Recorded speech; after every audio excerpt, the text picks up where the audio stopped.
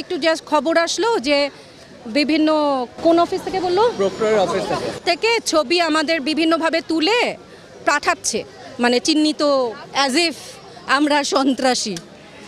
তো কারা আছে, কারা ভয়েস তুলছে, তাদের ছবি। তো ছেলেটাকে দেখে জিজ্ঞেস করলাম, কারণ আমার তো কোনো এখতিয়ার নাই তার ফোন দেখার, আছে? আমি তো একজন শিক্ষিত মানুষ, আমি একজন সুনাগরিক, আমি তো ওকে বলতে পারি না আমার ফোন, আপনার ফোন আমাকে দেখান, তাই না? জাস্ট আমি ওকে বললাম যে যুগে যুগে মীর জাফর জন্মায়, 1971-এ রক্তক্ষয় আরও কম হতো যদি মীর জাফররা না থাকতো, ঠিক কিনা বলেন? আপনাদের আমাদের বিবেকের কাছে প্রশ্ন করেন কোন দলে দাঁড়াবেন। এতটুকুই বললাম, আর তো কিছু বলার নাই। আর ছবি তুলে তুলে পাঠাতে হবে কেন?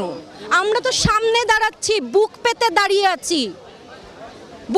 দাঁড়িয়ে আছি, নাম ঠিকানা সব আছে, কি করবেন? তবে এইটা তো ধিক্কারজনক, তাই না?